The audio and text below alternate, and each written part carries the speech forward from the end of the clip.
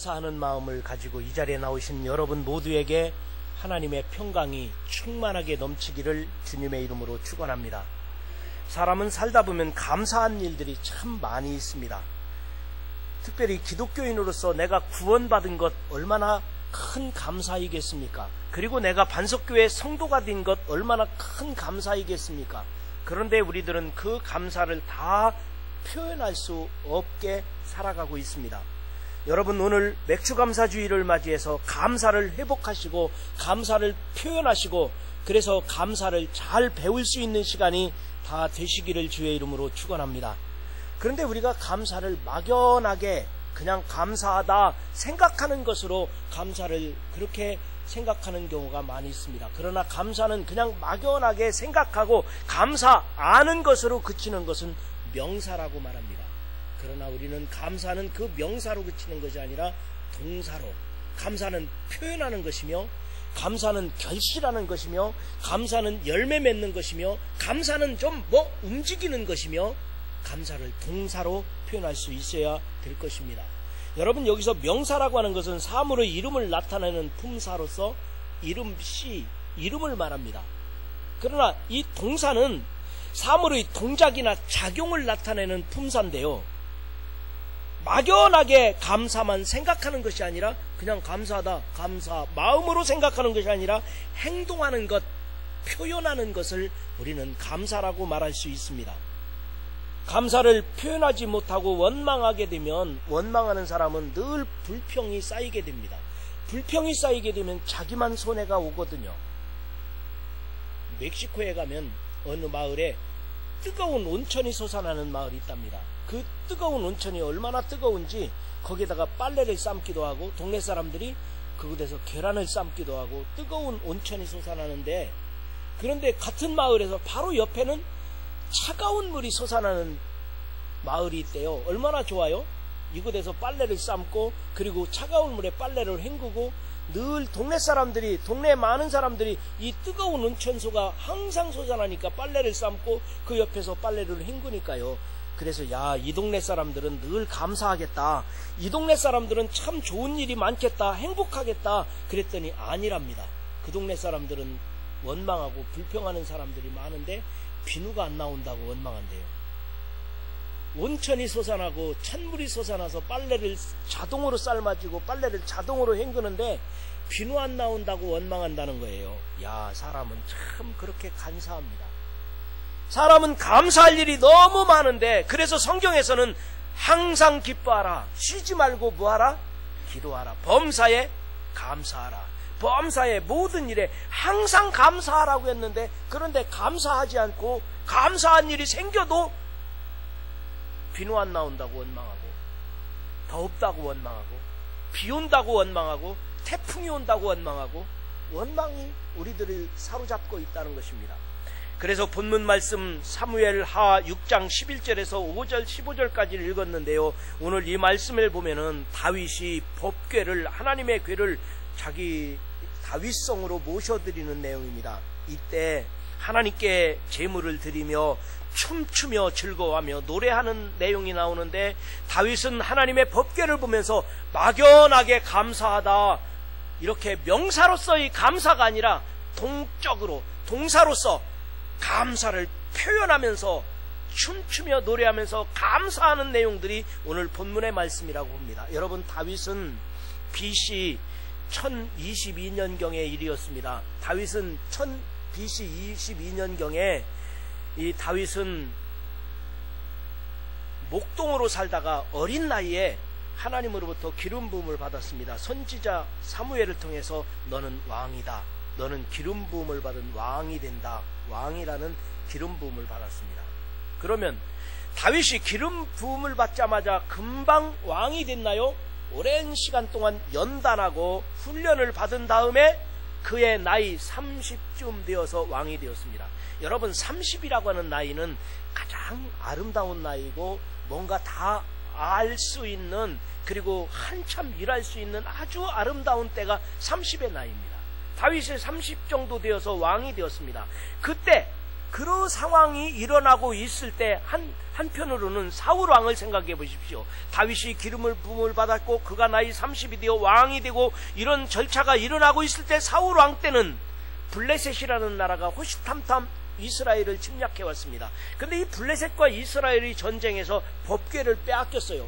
법궤를 빼앗겼다는 얘기는 법궤는 하나님의 임재입니다. 하나님의 임재를 상징하는 법궤가 블레셋 진영으로 갔을 때 블레셋 사람들에게 복이 임하고 은혜가 임한 것이 아니라 다곤 신전이 무너지고 넘어지고 패망에 이르게 되는 거예요. 아이쿠 무서워. 법궤를 모셔왔는데 법궤를 이스라엘이 이렇게 뺏어왔는데 법궤 때문에 이 블레셋 진영에 문제가 생긴 거예요. 그래서 아이고 이 법궤는 우리가 가지고 있으면 안 되겠다. 차라리 다시 이스라엘로 보내자. 이스라엘 땅으로 보냈는데 우사는 제사장 집한데도요. 이 법궤가 넘어지니까 붙잡다가 우사까지도 해를 입은 거예요. 그러니까 이 법궤를 사람들이 다 두려워해서 이 법궤를 오벳 에돔의 집에 모시게 되었습니다. 오벳 에돔의 집에 모시게 되었는데 그런데 오벳 에돔의 집에서는 이 법궤를 잘 모시고 하나님의 임재를 경험하며 하나님의 임재를 상징하는 이 법궤 때문에 오벳 에돔의 집에 큰 은혜가 임하고 복이 임했던 것입니다. 그래서 이 법궤는 일개 개인이 소유할 것이 아니라 이스라엘 모두의 하나님, 온 백성의 하나님 여호와 하나님의 임재를 상징하기 때문에 다윗성에 모셔드리는 내용이 오늘 본문의 말씀입니다. 그런데 이 제사장들을 통해서 이 법궤를 다윗성으로 모셔오는 모습, 이 모습이 바로 오늘 본문의 말씀인데요. 우리가 11절부터 읽었는데 다시 한번 읽어봅시다. 11절과 12절 우리 한 목소리로 다 읽었지만 한번 지금까지 설명드린 내용이니까 11절 12절 한 목소리로 시작. 여호와의 궤가 가드 사람 오벳 에돔의 집에 석 달이 있었는데 여호와께서 오벳 에돔과 그의 온 집에 복을 주시니라.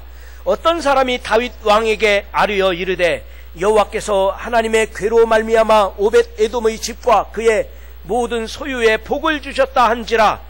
다윗이 가서 여호와의 궤를 기쁨으로 메고 오벳 에돔의 집에서 다윗성으로 올라갈새. 아멘.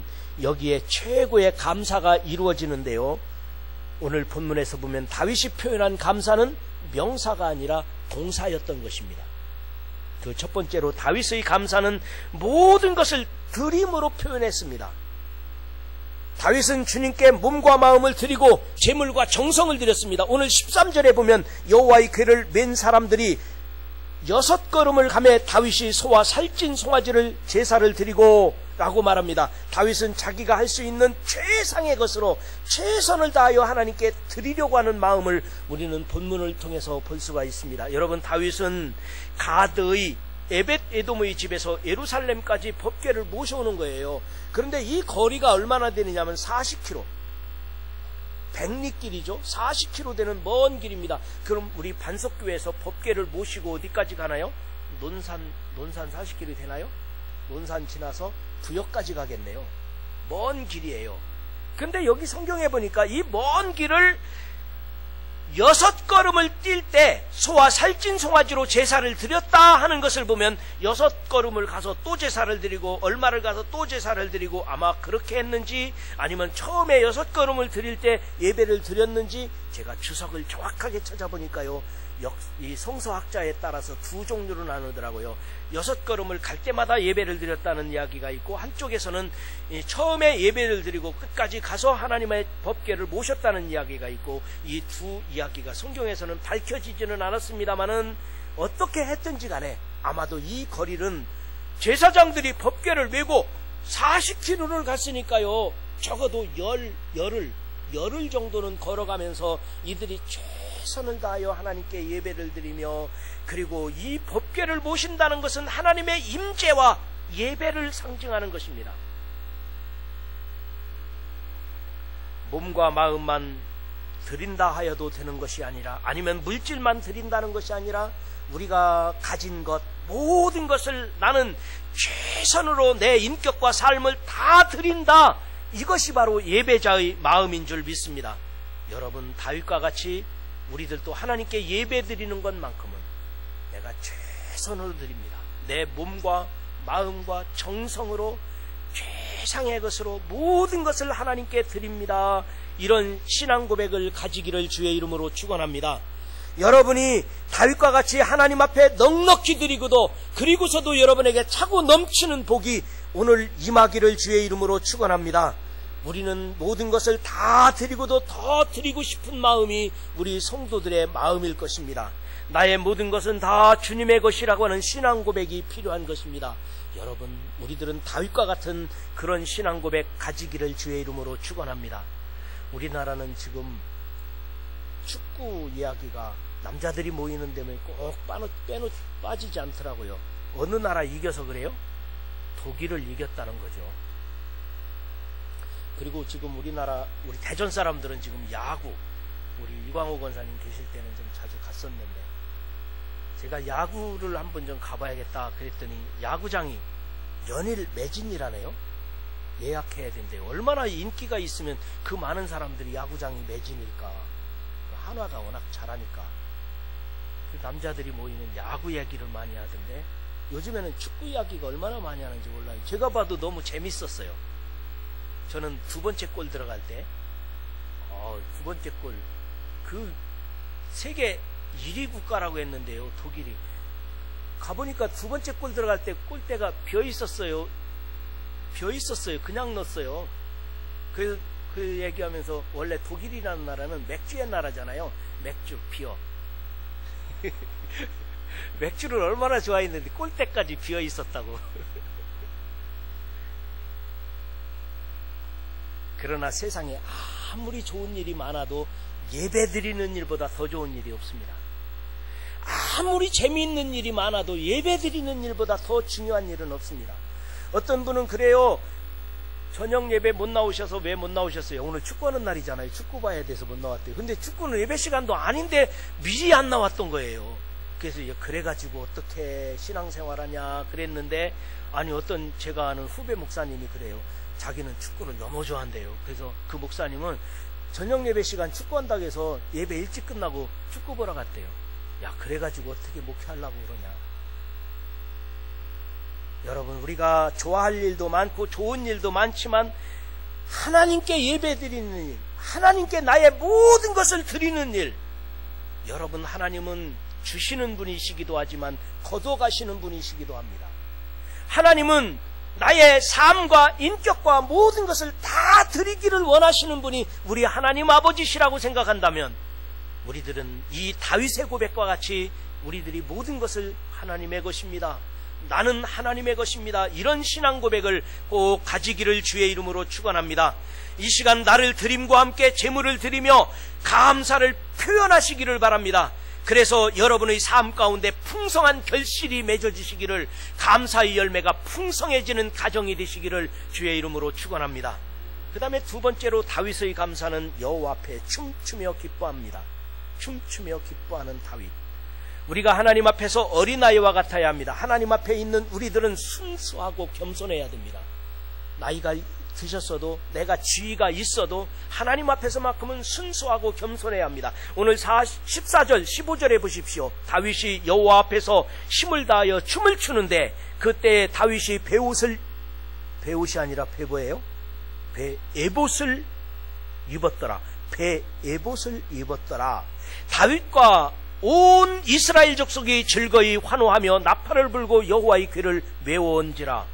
춤추는 다윗의 모습을 상상해 보십시오. 기쁠 때는 웃고 때로는 환호하며 박수를 치며 옆 사람을 부둥켜 안으며 깡충깡충 뛰기도 하며 노래 불렀을 다윗 얼마나 좋았을까요? 그런데 이 다윗은 왕이신 하나님, 만왕의 왕이신 하나님 앞에서 자기가 왕인데도요, 만왕의 왕이신 하나님 앞에서 어린아이와 같이 법궤를 모셔오는 것에 대하여 기쁘고 즐거워서 감사하며 춤추며 노래하러 오늘 감사했다는 것입니다. 저는 여기서 왕이 입었던 옷을 생각해 봤습니다. 에봇을 입었다고 성경에 나오네요. 에봇. 여기서 배옷은 뭐예요? 못이 아니면 배옷이 뭐죠? 네. 그것은 회개할 때 입는 옷이에요. 배옷. 회개할 때 배옷을 입는 거거든요. 겸손하게 회개한다. 그런데 에봇이라거나 에봇이에요. 에봇은 뭘까요? 제사장이 입는 왕이나 제사장의 복장이에요.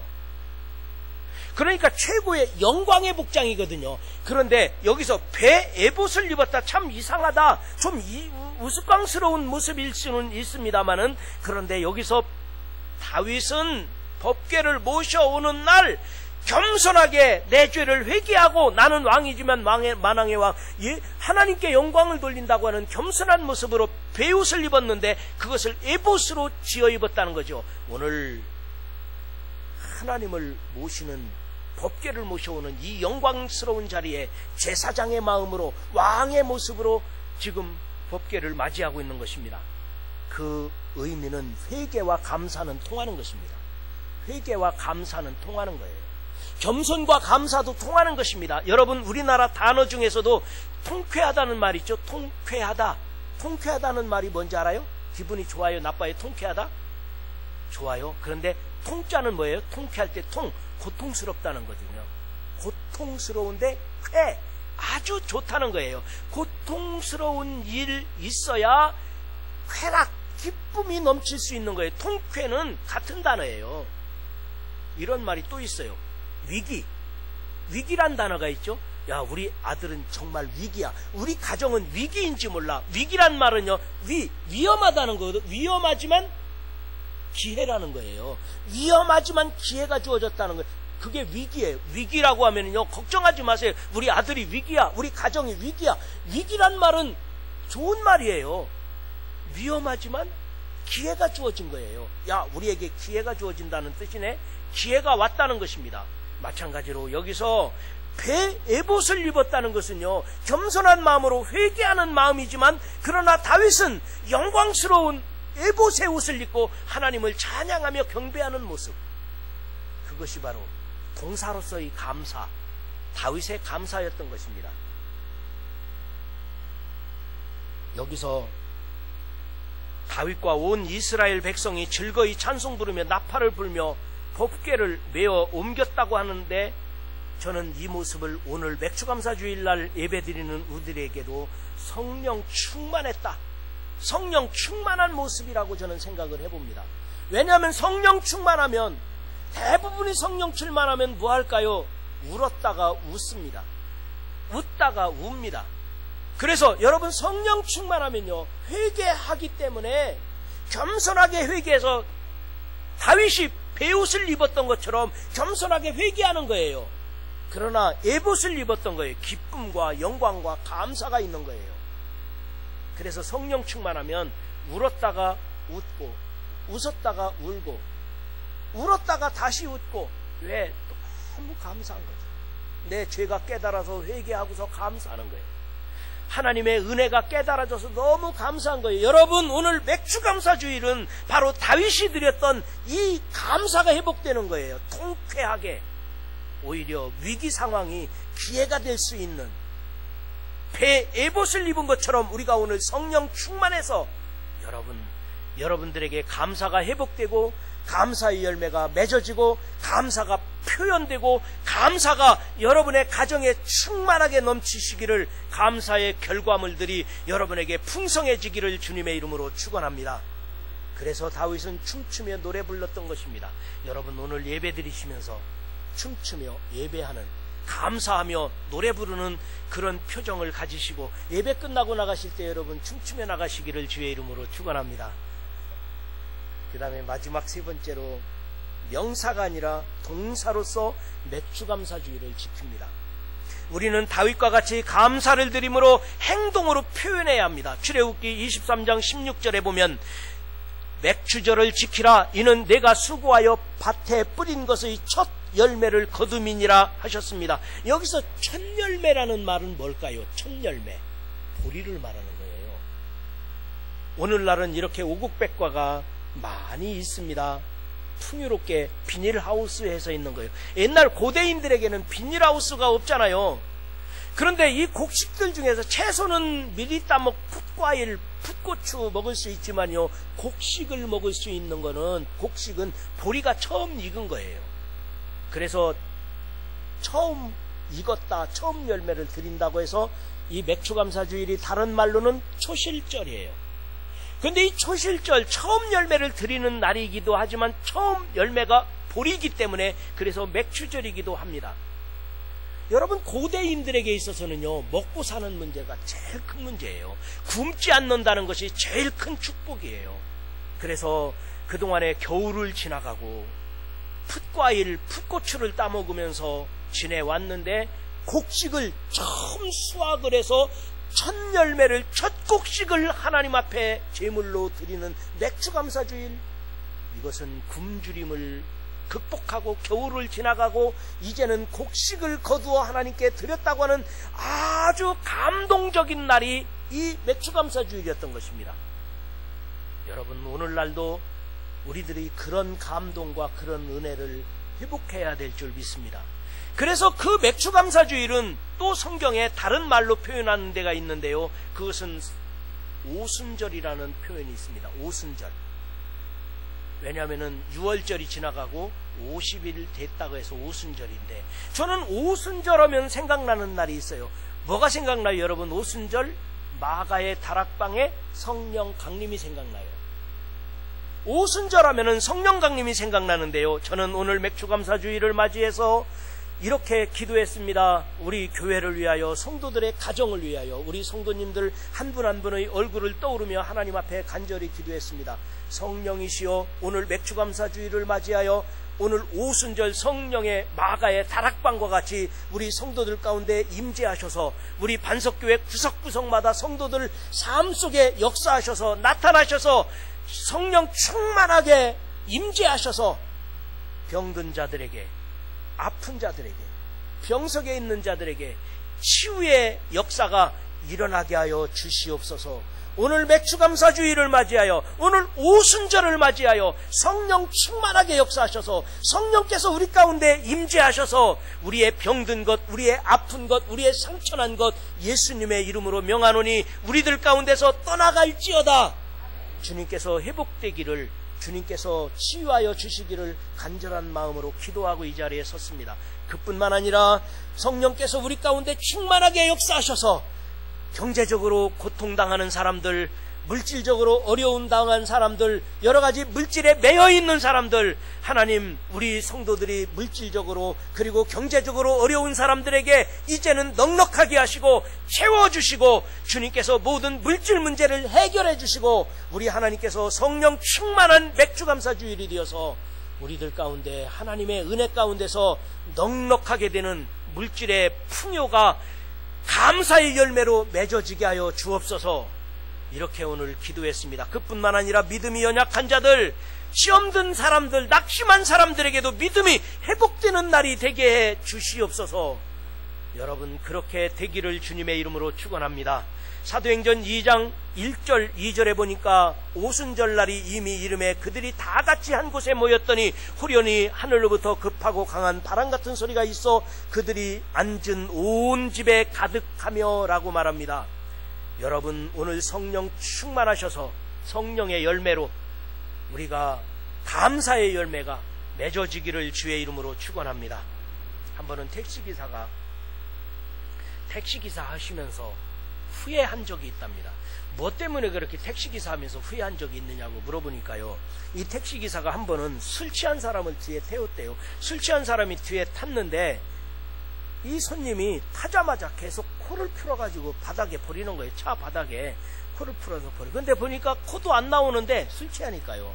코도 안 나오는데 술 취한 사람이 코 풀어서 버리고 자꾸 그러니까 택시기사 하면서 그래도 감사해야 되는데 화가 나더래요. 한참 참다가 택시기사가 말했대요. 손님, 이제 그만 푸시죠. 그러니까 이 사람이 술 취한 사람인데요, 이상하게 술 취한 사람이 예 죄송합니다 그러고 안 하더래요. 그 뒤로는.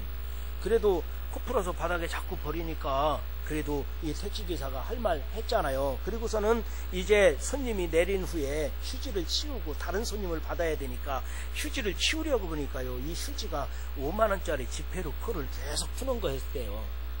그래서 내가 그냥 둘걸, 세보니까 12장이더래요. 계속 풀게 할걸.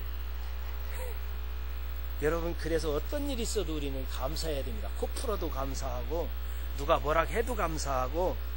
여러분, 우리가 기독교인으로 산다는 것은 감사하는 사람들이에요. 감사한다는 것은요, 범사에 감사하는 거예요. 감사는 표현해야 되는 거지 마음으로만 감사하다, 감사가 아니에요. 사랑하는 것도 마찬가지. 마음으로만 사랑한다, 사랑이 아닐 때도 있어요. 사랑에는 희생이 들어가야 되고 헌신이 있어야 되고 책임이 있어야 되듯이 감사도 마찬가지예요. 감사는 표현해야 돼요. 감사는 열매로 맺어져야 돼요. 결과가 있어야 돼요. 여러분, 이제 말씀을 마치면서 오늘 다윗이 명사로 감사가 아니라 동사로서의 감사였던 것입니다. 표현하고 열매를 맺었는데 어떻게 표현했습니까? 모든 것을 아낌없이 드리는데 나를 다 드리는 거예요. 내 삶을 드리는 거예요. 그리고 춤추며 노래하면서 여호와께 경배했던 거예요. 오늘 맥추감사주의를 지키면서 지난 반년 동안 나를 도와주시고 함께 하신 하나님께 감사하며, 그리고 앞으로도 하나님께서 함께 하실 것을 믿고 감사하며, 그뿐만 아니라 여기까지 인도하신 하나님 감사합니다. 에베네셀의 하나님, 여기까지 인도하신 하나님 감사합니다. 이렇게 감사의 열매를 풍성하게 맺어지도록 표현하시고, 그리고 열매로 풍성해지는 여러분의 삶이 되시기를 주의 이름으로 축원합니다.